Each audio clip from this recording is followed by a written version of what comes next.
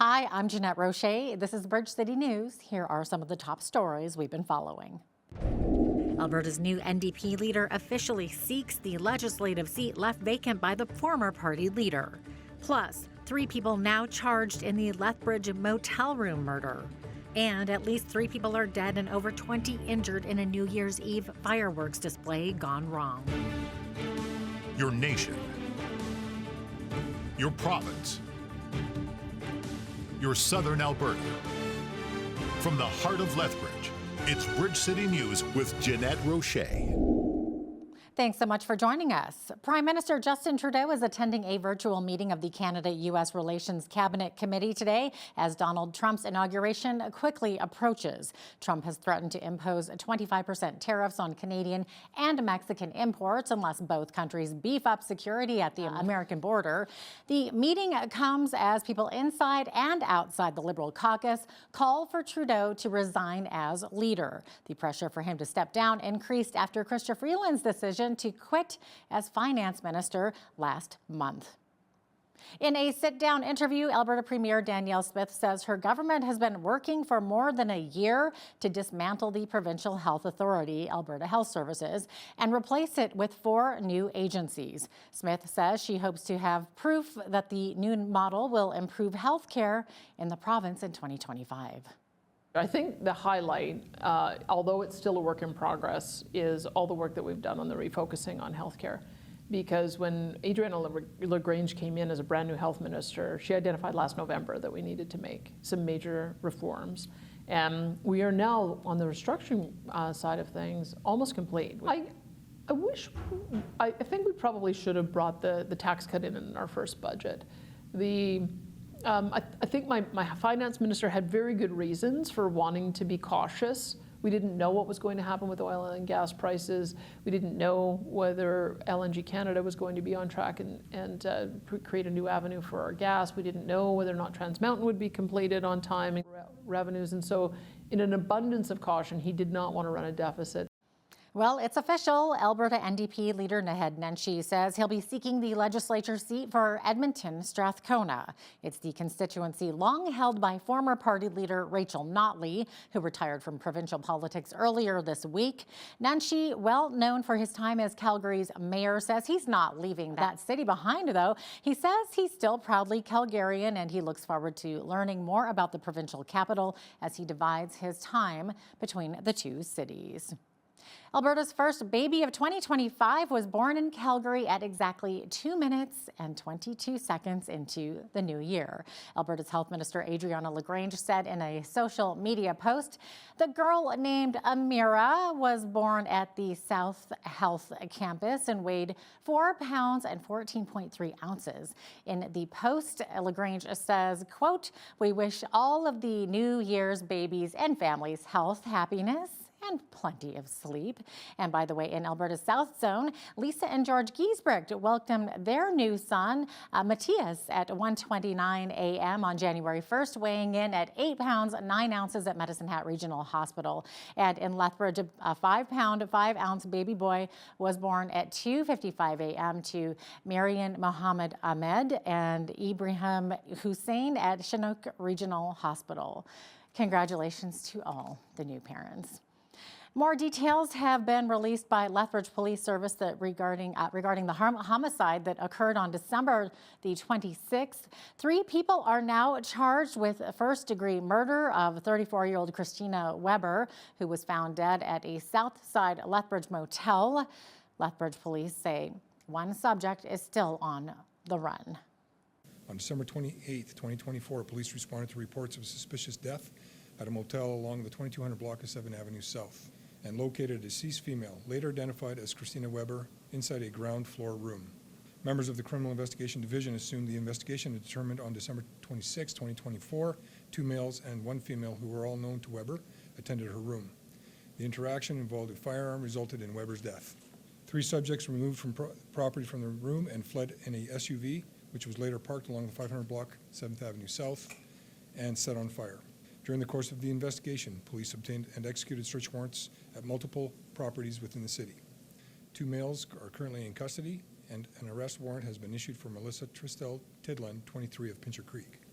Drew Austin Waters, 28, of Cranbrook, is charged with first-degree murder, arson to property, and possession of prohibited firearm. Kyle Douglas Doddridge, 36, of Lethbridge, is also charged with first-degree murder and arson to property.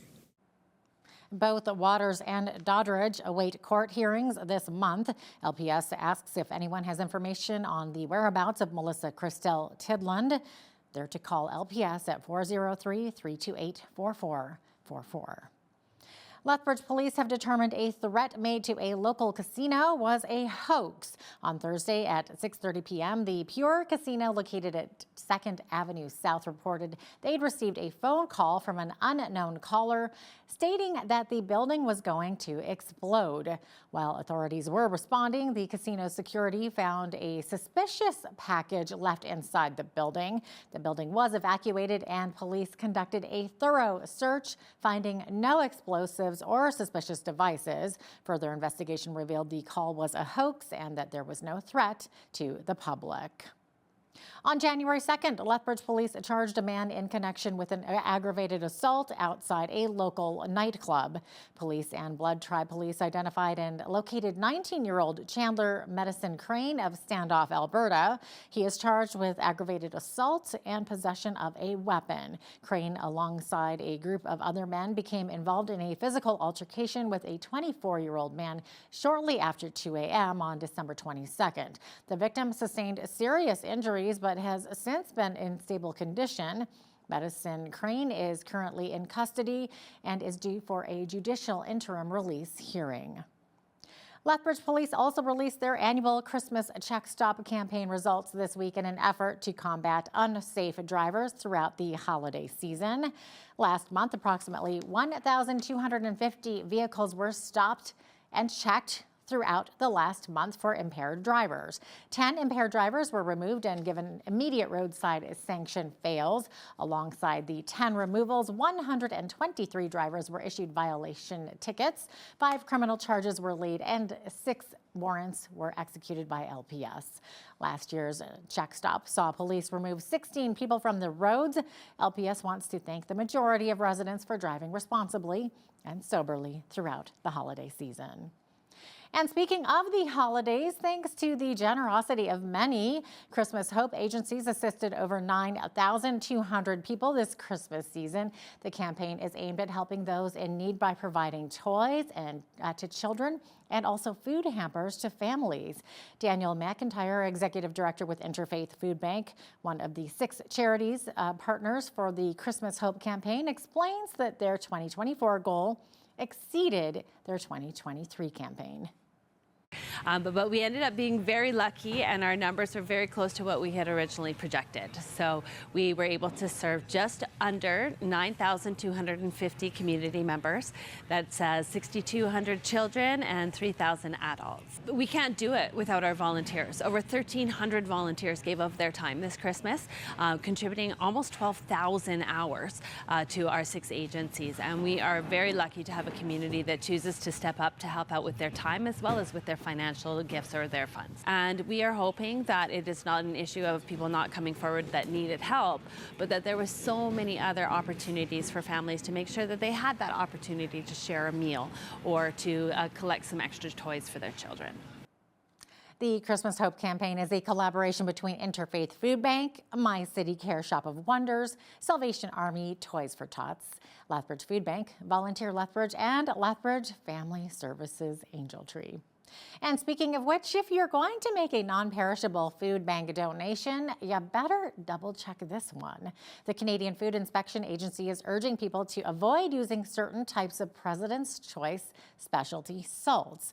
Loblaw Companies has recalled its Mediterranean sea salts and Himalayan pink rock salts due to pieces of plastic. The federal food regulator says the products were distributed nationally with best before dates up to and including January 17th rather. Technology has long served as a safety measure, and a cell phone, for example, can get you out of a bind during an emergency. That's why Lethbridge Family Services and other charities are continuing for the 2nd year in a row with the Cell Phones for Safety campaign. The initiative aims to collect through donations, cell phones, and distribute them to victims of abuse and domestic violence. The Community Domestic Violence Response Lead with LFS, Christia Sanford, discusses more about this campaign. The idea is to put cell phones, an extra cell phone, in the hands of those who are fleeing domestic violence.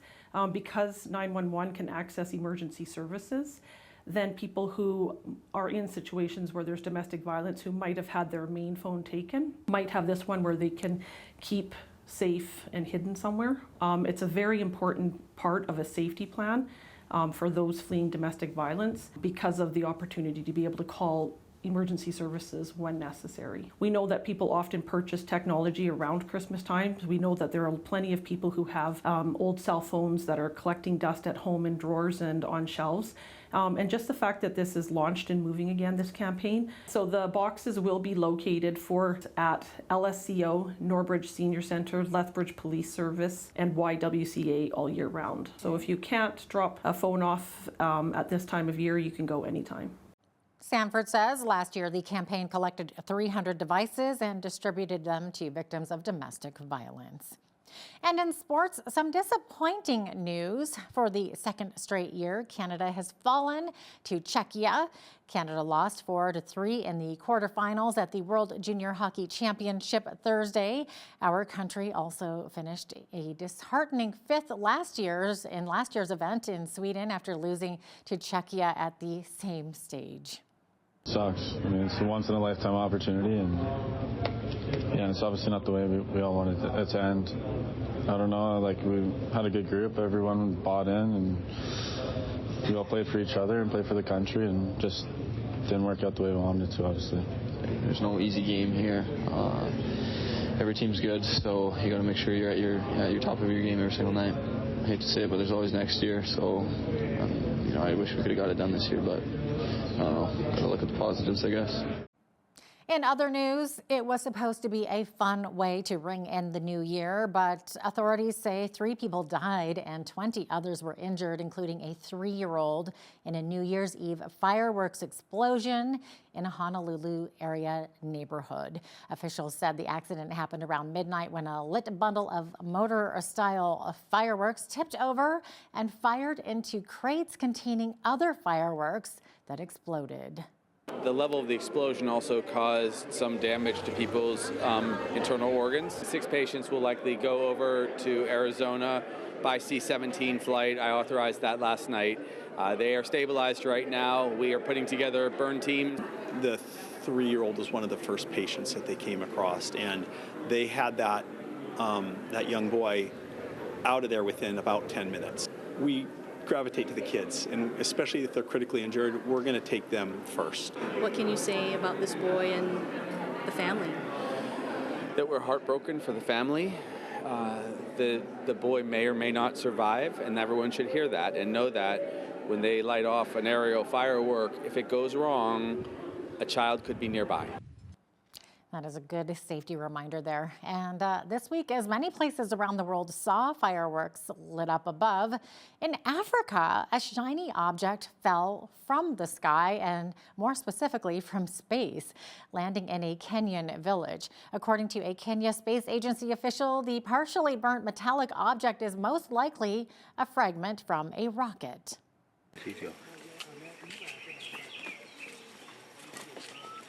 So indeed, we can confirm we've located the item. The area locals should not be scared. It is a part of a space object, which is in form of a ring, a metallic ring,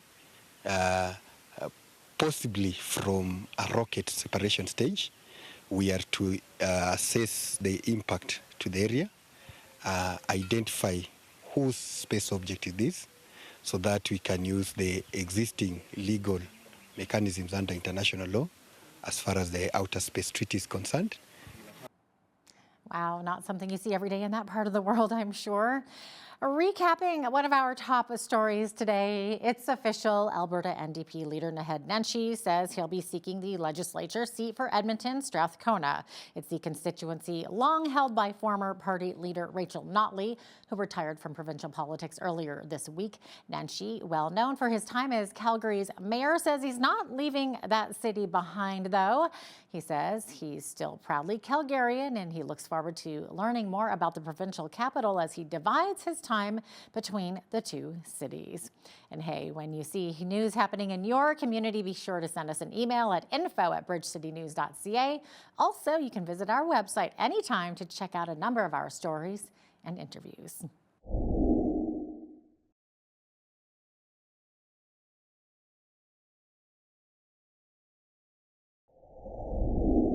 Well, marriage is a beautiful thing when things are going well, but it's a minefield when it's not. So how do we navigate our way through that minefield? Well, today's guest has some solid advice. Brent Taylor is a Lethbridge marriage coach and the author of the book, His and Hers Greatest Need. That's with a Z instead of an S. Brent, welcome back. Great to have you with us once again. Yeah, great to be back. Great to see you as well. Thank you. Perfect. Okay, so we've had you on before talking about the book, but for those of us who maybe forget, can you give us a brief overview of your book and also what services you offer to help couples improve their relationships? Right. Well, an overview would be through my pain comes my passion. Having to lose everything or lost everything, a 26-year marriage, my $100 million company. My daughter didn't speak to me for about 6 months. That was 26-year marriage. And then a 1-year marriage after I kind of thought I figured things out, but that fell apart and it was even more disastrous. So I lost everything twice. And I looked up and I said, why, God, why? And he started to show me his and hers greatest need. And what I've found, it's not commonly taught anywhere. I've asked well over 12,000 men and women the greatest need of man. Nobody's guessed it. And maybe 20 or 30 people have guessed the female's greatest need. So the woman's need is a little bit more commonly known, but the key is then what breaks it down. So the single biggest reason what breaks it down, and then how to build it up. So that's really kind of how I got started was doing that. And I got an awesome opportunity to meet Dr. Gary Chapman. I had sent him an email in 2016 when I was finishing my book, asked him if he'd read it, and he said no.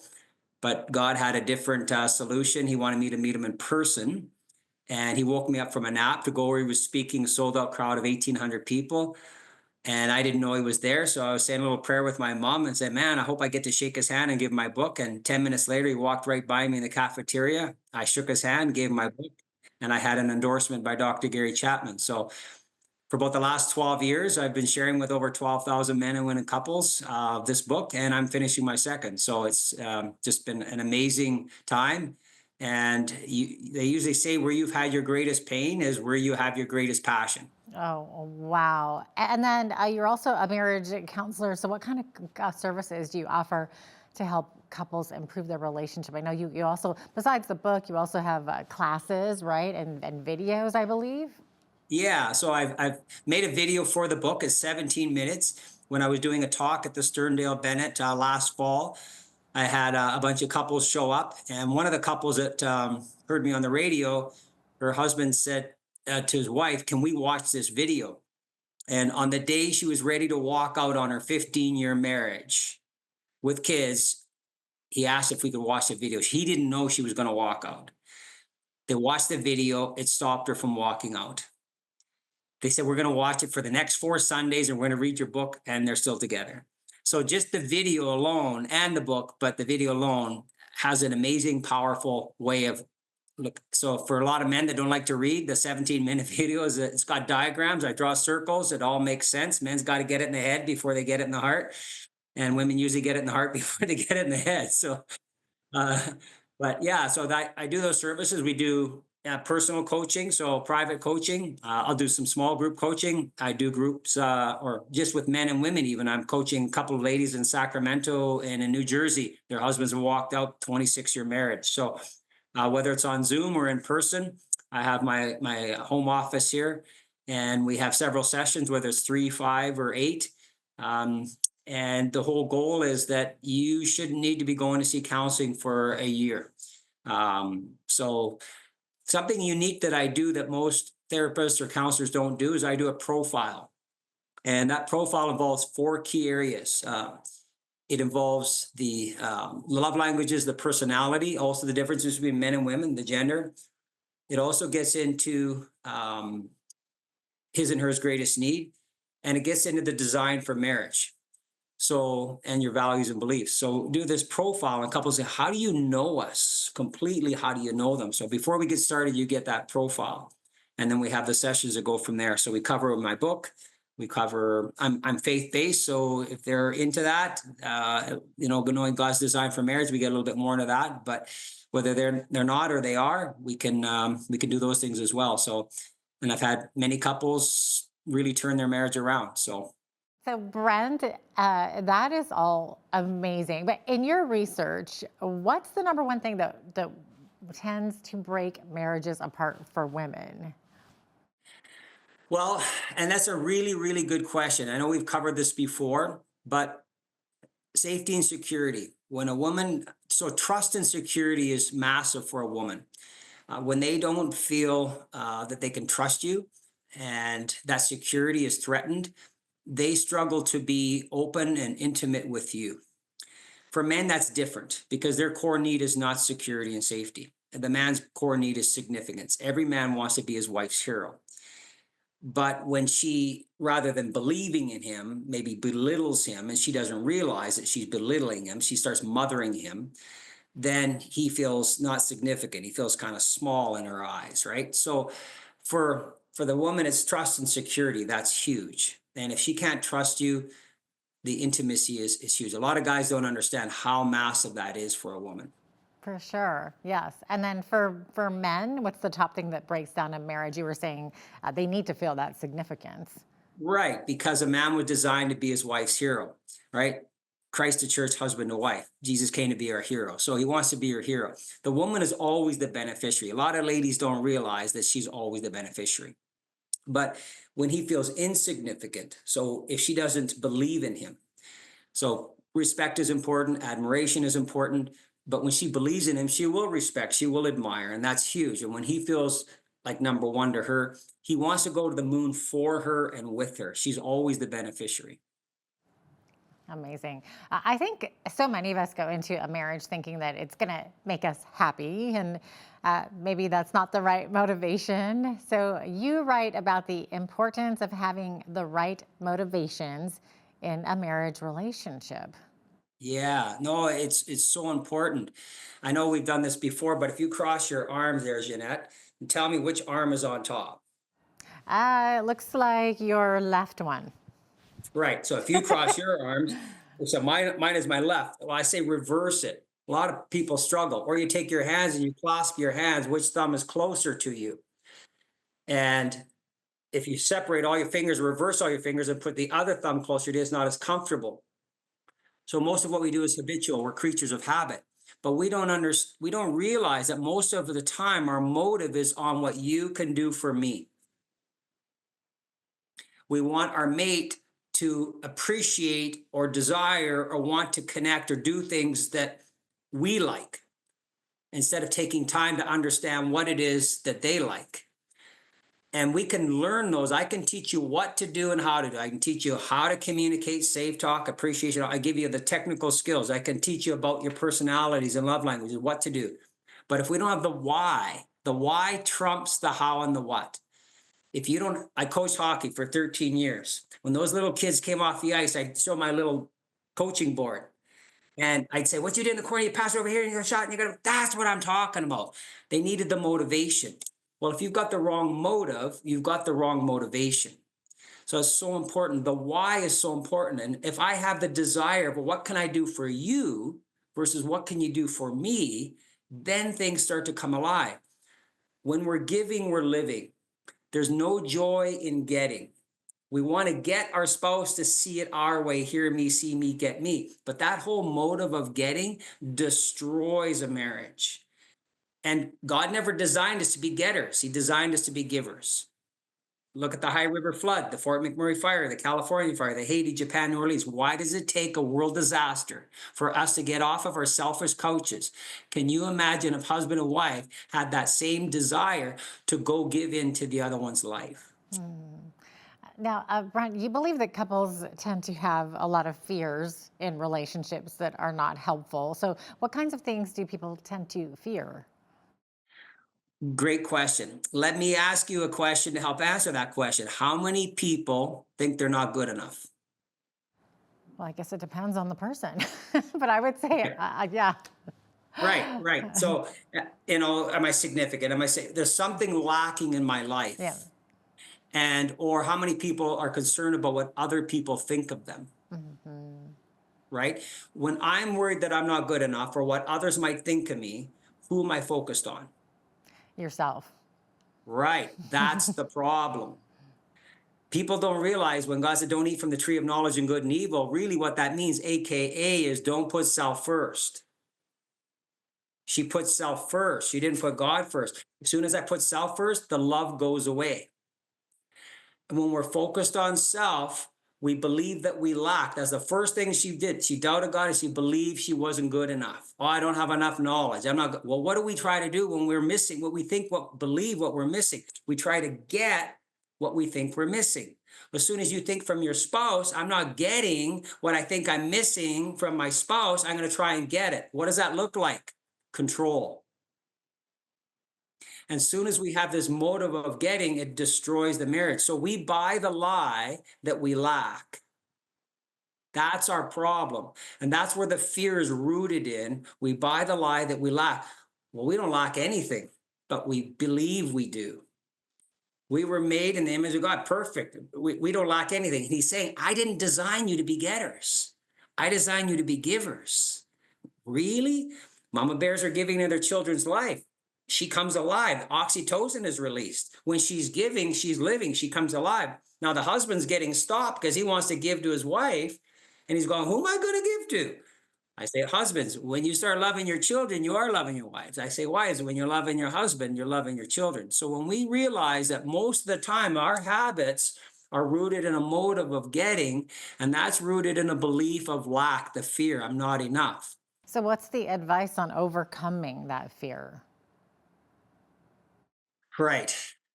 Well, this is where I'm going to get a little bit spiritual on you here. This is what happened to me. I had to be broken to be awoken. Here I was, I raised $20 million. I built the largest manufacturing plant in Canada, here at BCT Structures in Lethbridge. There's been a bigger building built since, but I wanted this amazing relationship that I thought I never had. I was so focused on me. I didn't realize I was focused on me. I didn't realize I was wanting to, my wife, to, from my perspective. I didn't realize, okay, what is from her perspective? And when things were breaking down, and so we're both got the fear going on, we're, I'm retreating, she's attacking, rejecting, we got the fear dance going on, we're walking on eggshells. Anyways, I left and I lost my $100 million company and I didn't want to live anymore. And here I was at the darkest time of my life. And I don't know, my great grandmother gave me a little burgundy Bible, but I opened the book of John and I kept reading for 3 hours and I couldn't. Jesus said, if you've seen me, you've seen the Father. I'm in he and he is in me and you're in me. And I closed the book and I said, this is the book of love. God is love. What I was searching for my whole life was this amazing love. But we need to receive. We can't give what we don't have. So I received this amazing love of how much God loves me. That started to change everything. Now I could start to give what I had received. But I was trying to get, but I didn't have anything. I didn't have the right motive and the right heart. So God really, Jesus came to change my heart from getter to giver. So he gave me his love. I knew how much he loved me. Then I had to realize who I am, that I'm his, that I'm not lacking anything. He's made me new. He's made me, I don't lack nothing. Don't buy that lie. And he says, I made you to give. Now start giving to other people. That's my purpose. When that started to happen, everything started to change. So really it comes down to receiving that love that God gives us. And then realizing that we're his, we lack nothing. And this is the thing that's not really taught enough in the church or in our world, that We don't lack anything. The enemy wants us to buy that lie like Eve. Oh, you don't have enough knowledge. You're not good enough. Oh, no, what am I going to do? So when I started giving, I realized that's where the joy is. That's where the joy is never in the getting. We're out of time here, but thanks so much for being with us today. We really appreciate that. Thank you so much, Jeanette.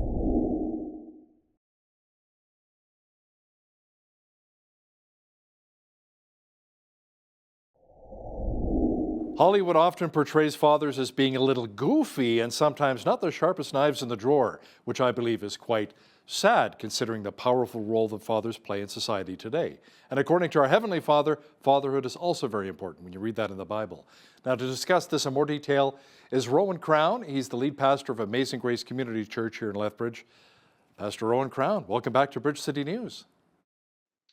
Thank you for having me, Hal. It's good to be here.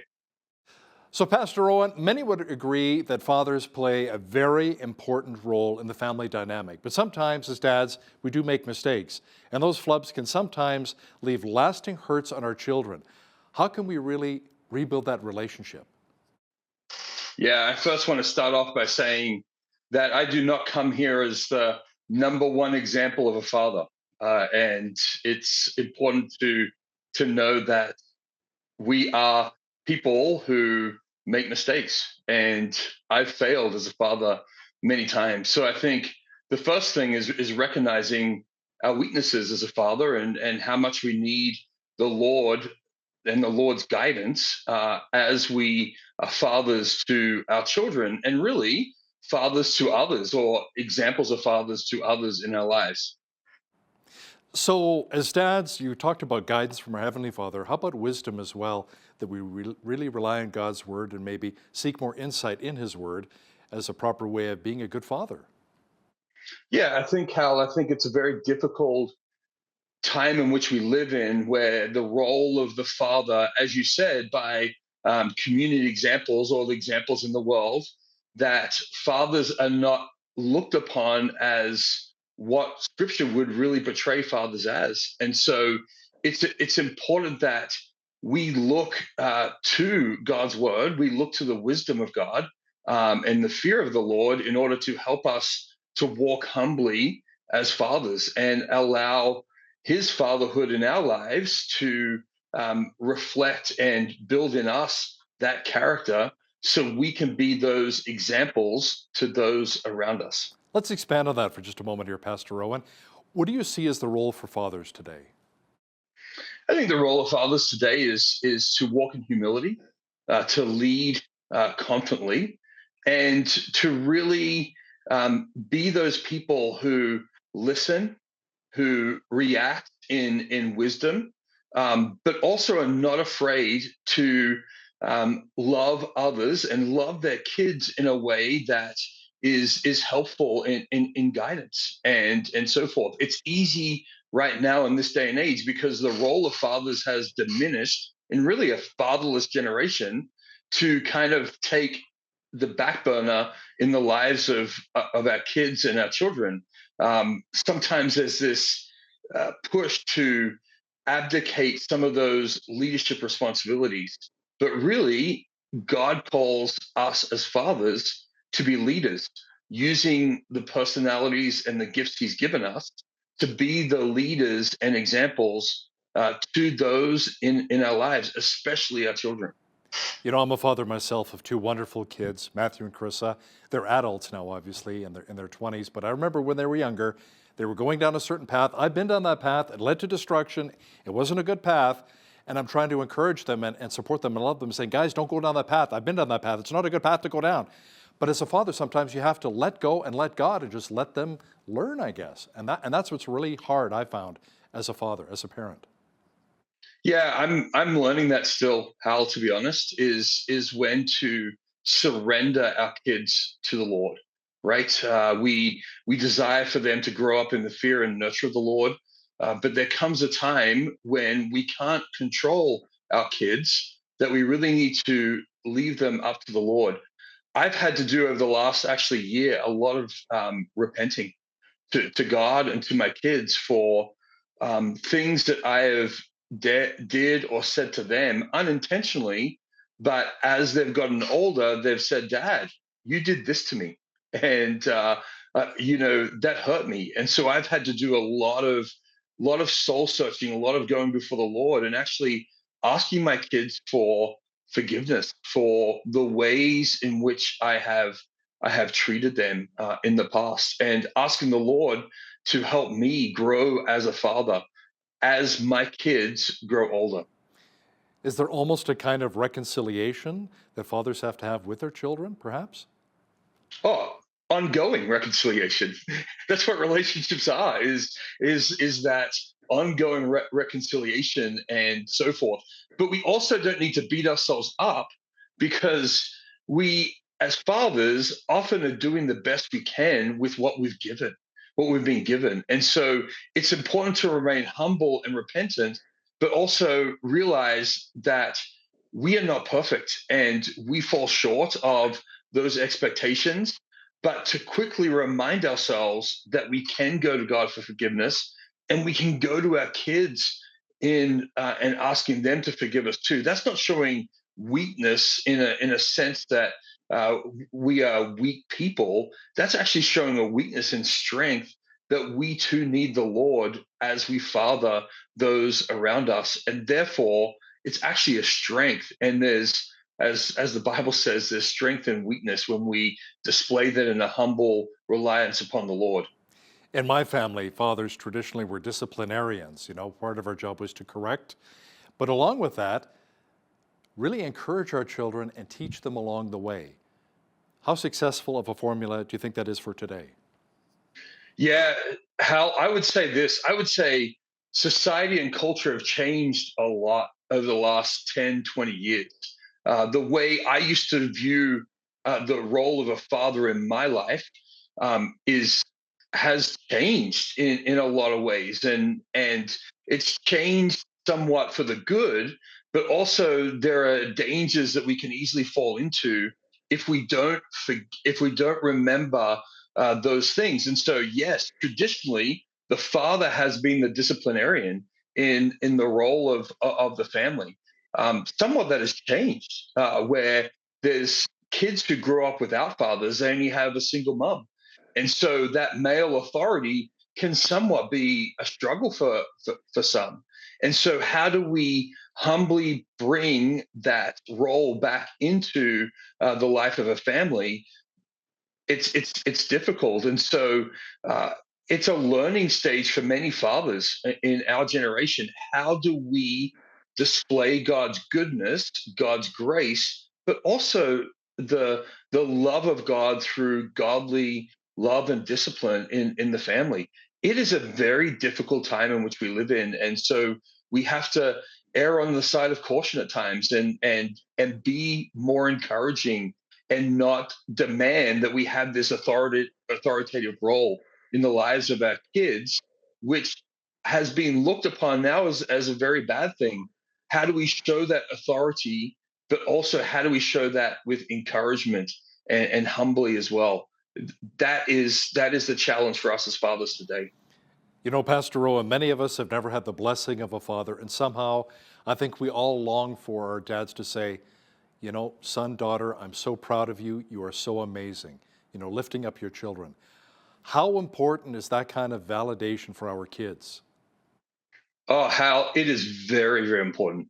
For me as a kid, that was so important to have my father's recognition, to have my father's love and verbal affirmation was so important. I set my mission as a young father that I was going to do that. Have I always succeeded? No. But it's so important that as fathers, we are there for our kids, even and especially when they fall and fail and when they mess up. We need to be the first ones there to love and care for them during those difficult times. And let's talk about the importance of mentors as well, especially with maybe children who didn't grow up with a father but have that mentor, and that mentor can be a powerful, influential figure in that young person's life.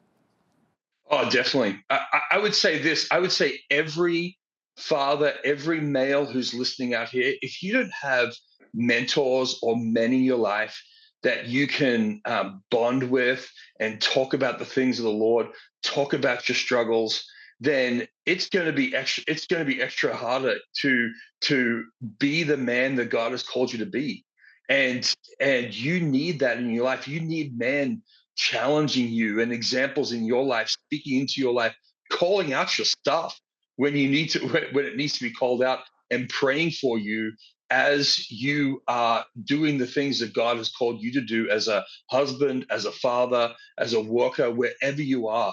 It is so, so important. I encourage every male who's listening out there to have some sort of mentor. You know, one of the most common complaints about fathers seems to be, my dad didn't spend a lot of time with me. He was always at the office, always working, always on the road. So Pastor Owen, how important is it just to spend some quality time with your kids and really investing in them? It is so, so important. And you'll fail. And there are times when they will not like you being in their lives, and they will reject your wisdom. They laugh at me all the time. Every time they go out, I say, remember wisdom, and they now joke about it because they know I'm going to say it all the time. But it's important that we have that constant presence in their life, because that's what God our Father is to us. I'm preaching on Romans 8 this week, and it's a beautiful passage about the fatherhood of God in our lives, that he's our Abba Father, he's our daddy. He's always present with us in the spirit. And so we can't be always present with them, but we can pray for them, seek the Lord for them, and remind them that we love them in a way that no one else has the opportunity to love them as a father in their lives. You know, many dads like to put on that real tough exterior, that macho image for their kids. But I wonder if it's more important to actually teach and model to our kids, like you mentioned earlier, to walk humbly, to take responsibility for our actions, and to really apologize when we mess up. Say, you know, son, daughter, my bad, I'm sorry. I shouldn't have done that. Yeah, it's so, so important. I come from that old school Hal where fathers, and I actually had a father that I grew up with until I was 18, and then I moved to the States and lived with my uncle, and then he became another father figure in my life, and he was tough as nails, and he really taught me what it means to and hold me accountable, and so I learned both sides of the coin in understanding that a father can be strong. A father can really be that strong leader in your life, but also a father needs to be humble. I still remember to this day when I made a major mistake, and my uncle, he's big and strong, and man, he put the fear of God into you. But when I made that major mistake, he didn't scream at me and yell at me. He walked up to me and put his loving arms around me and cried over me. And I still remember that to this day, that it was so unexpected. And I just wept. I just wept because that's what I needed. I needed a humble person to love me in my mistake. And that's what he did for me that day. Rowan Crown is the lead pastor of Amazing Grace Community Church here in Lethbridge. Pastor Rowan, thanks so much for your time today. Thanks, Hal, for having me on this very important topic, and the Lord's blessings on you and the program.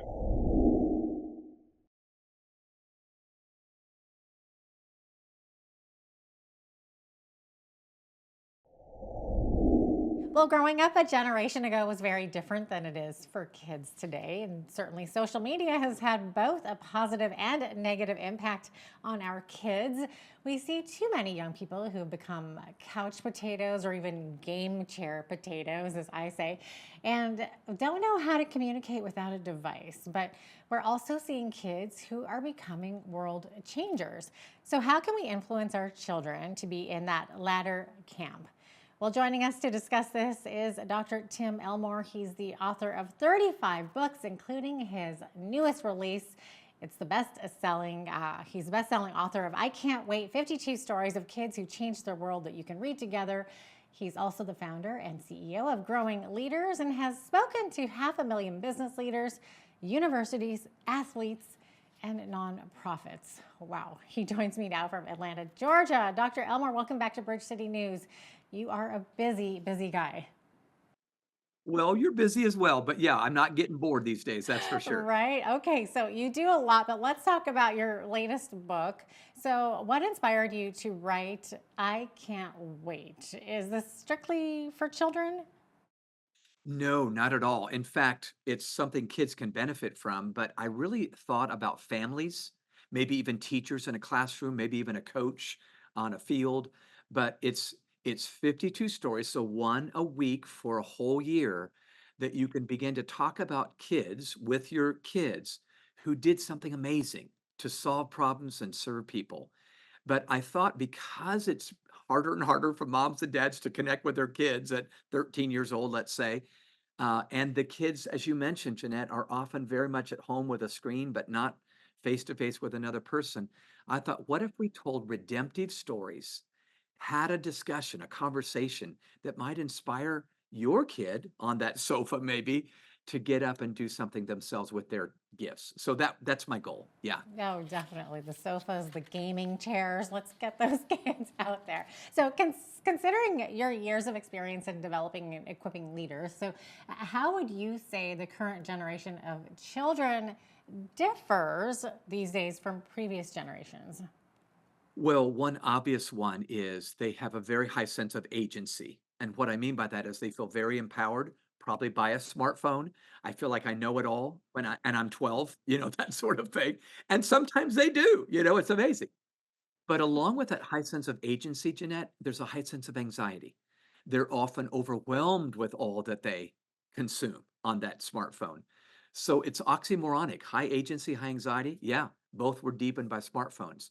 But here's the good news. It's not all negative. Sometimes a kid can get on a screen or the internet and they find a problem in their own community that they could do something about. So let me tell you one of the stories that just illustrates what I'm saying. Okay. Virgil, a few years ago, was in the 8th grade, 13 years old. He was playing video games with his friend Kashan late one night, when both boys heard a loud clap outside the window.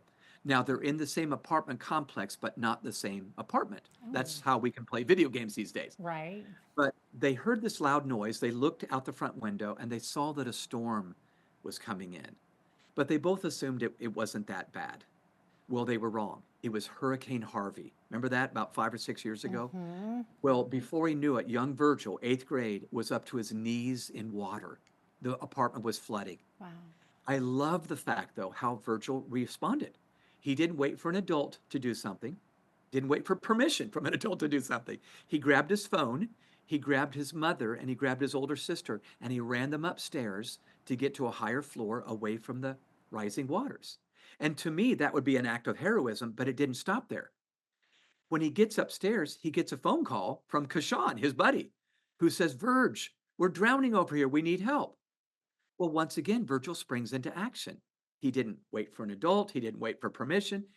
Virgil runs right back downstairs to his flooding apartment, grabs an air mattress that he slept on at night, and he used it as a raft. And he paddled over to Kashan's apartment and he saved Kashan and his whole family back and forth, back and forth. Oh. Act of heroism number 2. But Jeanette, it didn't stop there. Okay. As he's paddling back and forth, you can imagine he's hearing the cries for help from other people in the apartment. Yeah. He spends the next several hours paddling back and forth, helping people. According to the police report the next day, Virgil Smith saved 17 lives that night. Wow. Yeah, he got an award in his city for his act of heroism, and his mother was praised for raising such a fine, brave young man. Wow. Talk Well, about I love thinking. stories like Yeah. that. And he's just Yeah. thinking on his feet, too. That's right. And I think kids in Generation Z and the Alpha generation are more apt to do this today. They have learned about something. I heard one senior in high school say, "My teachers are obsolete." And what he meant by that was that wasn't being rude. He just thought, yeah, ouch. But he was simply saying, I think I can look up anything you're saying. So we need to empower this generation of kids. They don't need us for information, they need us for interpretation.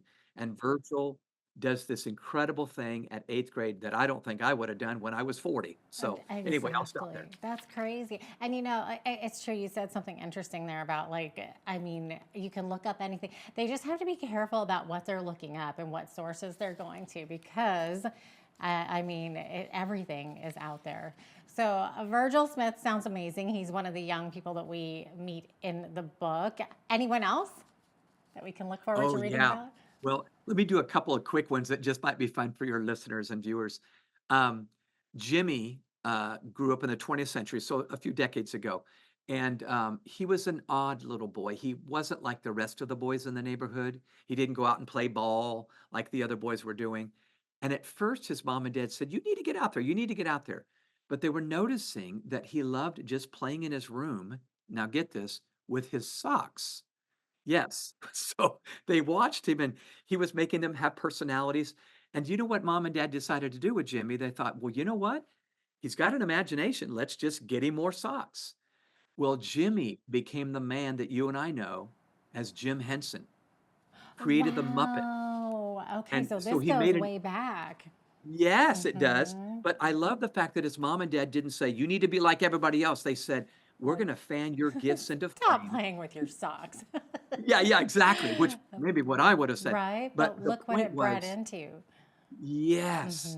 So he creates this industry. So that's another one. I love the story of Anne, though. Anne was a teenager and still is, but a few years ago, she was on Facebook with her pal who lived in the Philippines. They're interacting, and Anne says, "How you doing in school?" Her friend says, "Well, not so good. I'm flunking out." Well, Anne said, "Flunking out? You're smarter than I am. How can that be?" And Anne found out that her friend was failing because her house had no electricity. So when the sun went down, she couldn't do her homework. Well, Anne loved science. She had a science fair coming up, and she thought, I'm going to help my friend and submit a project. Anne invented a flashlight that's powered by the body heat from your hand, needs no batteries. And she created this. It actually works. She sent it over to her friend to help her friend, but she also won this incredible award for the science fair. She's now gone on to college, but I'm thinking, I don't think I would have even thought to do that. So, listeners, I know that most of what we hear about kids is negative. They're getting into trouble and their anxiety attacks. But folks, there's some great things going on, and I think we need to tell these stories to inspire our kids whenever we can. Absolutely. So, how can we as parents inspire our kids to have long-term vision? Yeah, well, I think it starts with conversations. I don't know what your experience is, but I think parents today are they feel this generation gap with their screenager and then them. But I'm thinking, what if dinner time once a week? What if bedtime? What if drive time? You just say, let's read one of those stories. And there's 3 discussion questions at the end of each story that you could talk over. And then there's even a link to a video you can watch about Virgil or Anne or Jimmy or whatever.